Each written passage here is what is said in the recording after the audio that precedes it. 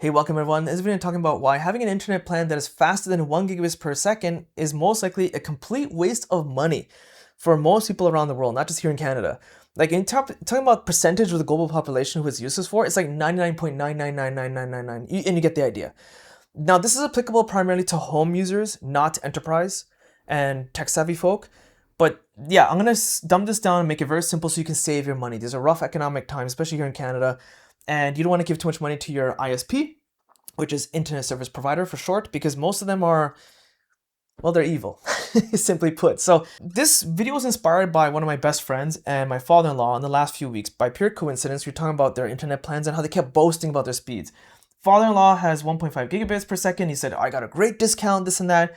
And my buddy's got, I think, 2 or 2.5 gigabits, something like that. And again, boasting about his speed and how he got a great discount. But I'm like, you're still paying more for that. You could have got a cheaper plan with less discount, but the overall total of your monthly bill would have been smaller. And they both said, no, this is great speed or bandwidth technically. And it's, you know, they didn't like that I was arguing with them. And I just gave up. So here's my video to explain the exact logic. They literally cannot use these speeds. It's as simple as that. They literally cannot. I talked about their setup, and my father-in-law I know for sure because I go to this house almost weekly. They can't use this. It's a complete waste of money. The max they can use is 1 gigabits per second for most people as well. So, you know, it's crazy because in the world of nerds and geeks like myself, you know, dating is very different from regular folks. You know, you go to an internet cafe and there's a big buff dude, he's super jacked. He's talking to some girls like, hey girl, you know my internet speed's 3 gigabits per second. What do you think about that? And the girl's like, yeah, but I think your Ethernet adapter is only this small. It's 1 gigabits per second. Nah, loser.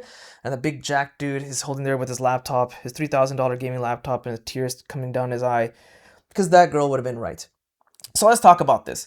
The number one problem, there's a few problems here, but I'm going to talk about the number one problem. And I'm also going to give the solution at the end of the video. Okay, that's the most important thing on how to fix most of this. Some of it can't. The number one problem is where you plug the Ethernet port, like the wire itself, rather, that port is capped at 1 gigabits per second on most equipment. That's the biggest problem right there, okay? When you get even your modem from your internet service provider, your ISP, whether it's a modem or a 2-in-1 modem router, it's possible that even the port there, that's what these red lines indicate. This is where all the bottlenecks are, where it'll slow it down, the red lines. Even the Wi-Fi symbol is red, you'll notice. If you're on a cell phone, I don't know if you can see, it's pretty small. But I'll explain this anyway. The red line here going to the modem is red because your modem could be the first bottleneck. That literally the port it plugs into from your local infrastructure, from outside your home, into your modem, the modem itself could have a 1 gigabits per second port. To make things worse, if you run your modem router 2-in-1 in bridge mode, that's what I do, because the modem and router, the 2-in-1 that comes from every internet service provider I've ever received, and even for family members, is always a piece of garbage. Because it's free. They're like, hey, it's free as long as you're paying for your internet. Even if you were to get a modem of your own, and let's say it has a 2.5 gigabits per second port on all the ports, great. So this is now good coming into your home. But you want to use your own router or your own switch. It doesn't matter. I know the lines are going in a very specific order, but let's just pretend, okay? I didn't want to make it too messy.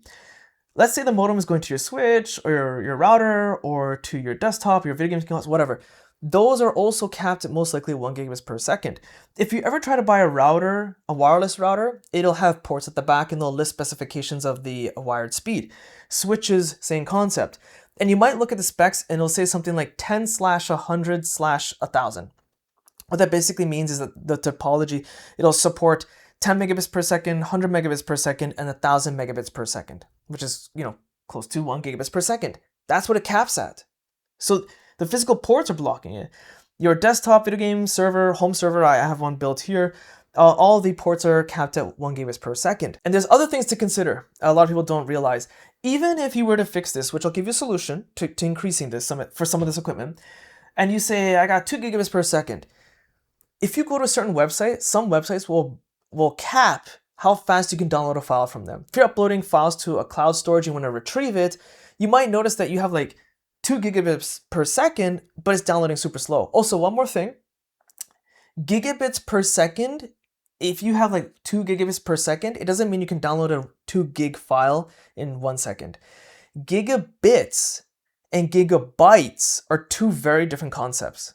Okay, when you're looking at storage size of a file, it's usually in gigabytes, Networking speed is usually denoted in gigabit.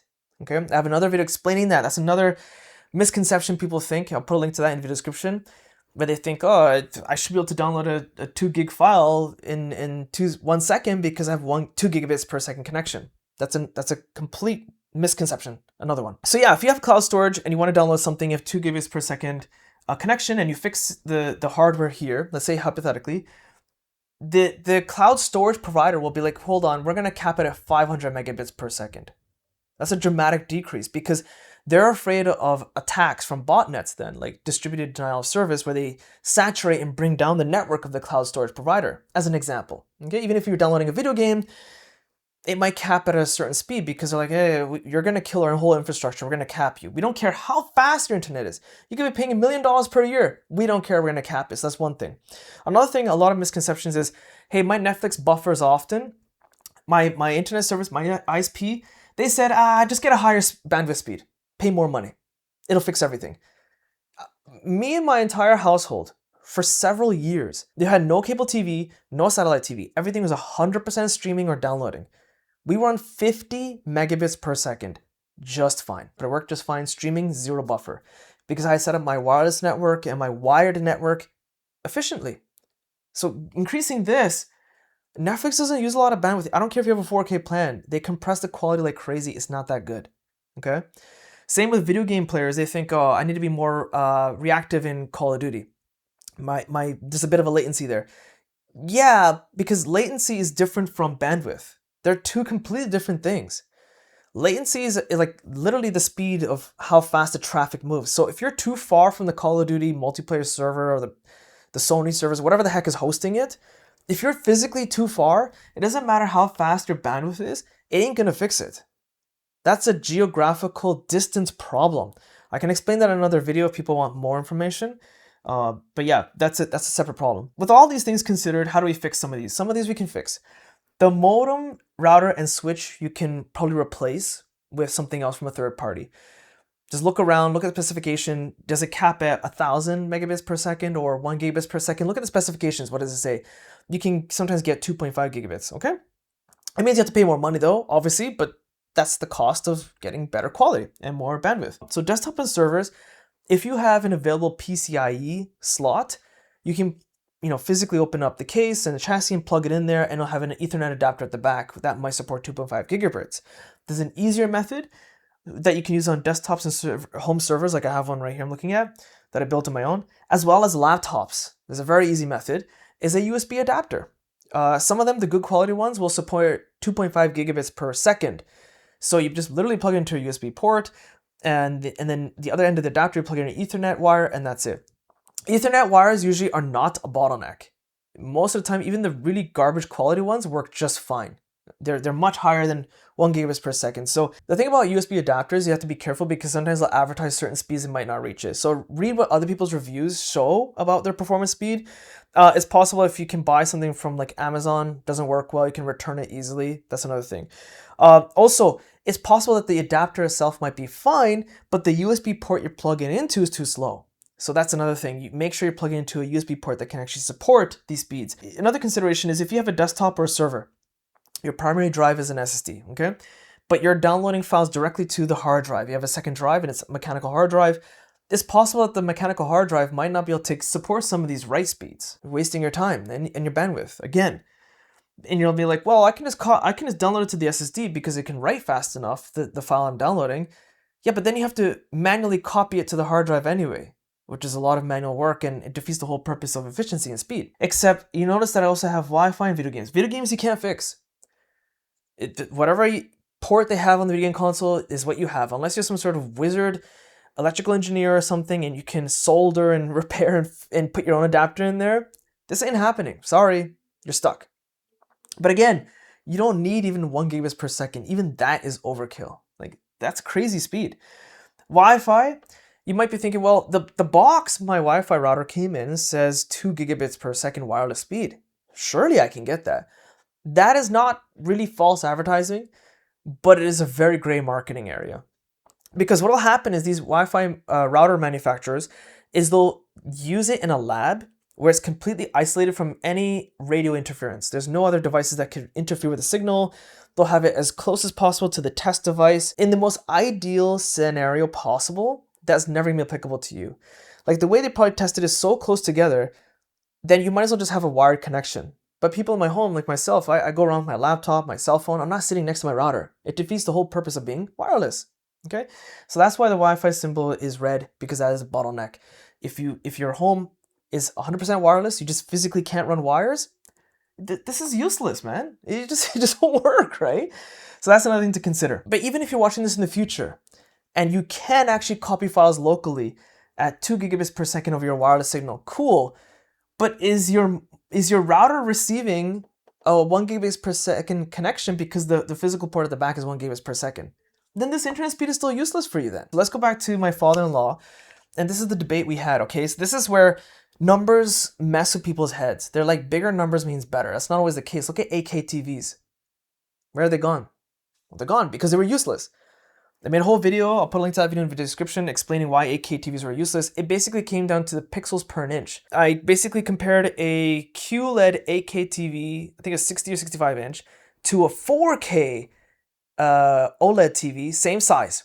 And the 4K was better than the 8K because the technology was just better, but there's just too many pixels. Your eyes literally couldn't see it. It's the same as this. You're like, oh, big numbers, I must get it.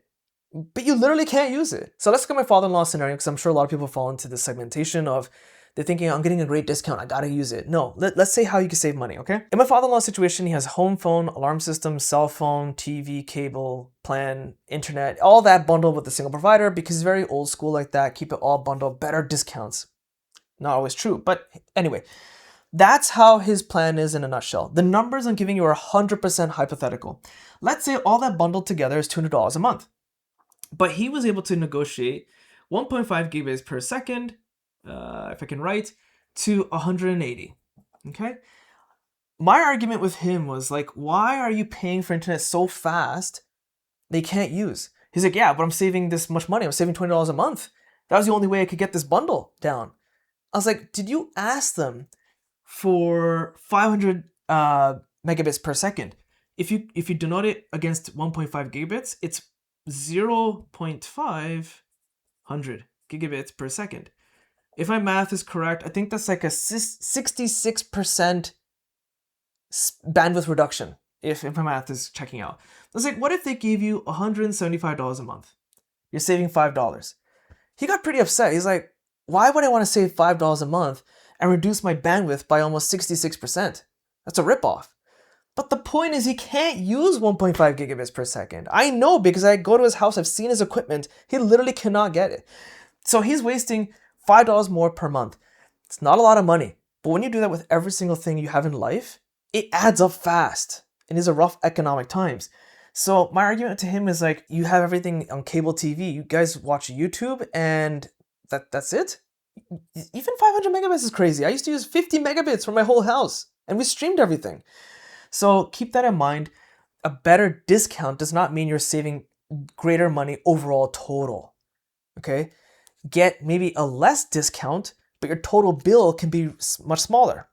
Something else to keep in mind to help you save money. So I hope you found this video useful. If you did, be sure to check out my website link in the video description. I hope you really learned something. I would love to hear people's comments on suggestions on how to improve this, because if you really need that speed, maybe you're a home lab user and server like me, faster internet is definitely better when you have to download files over the internet or transfer across different sites. I would love to hear it. Or maybe your dating scenario. I gave you that one about the cafe and the big buff dude. Maybe you can give me your nerd geek scenario love story, how it was successful or not. It's been pretty bad for me. Until I met my wife, but I still don't know how much she likes me or not. I don't know. Anyway, that's pretty much a wrap. I hope you found this video useful. If you did, check out my website link in the description. Hit the like button, it does help. Subscribe, it literally helps my channel grow. And thanks for watching.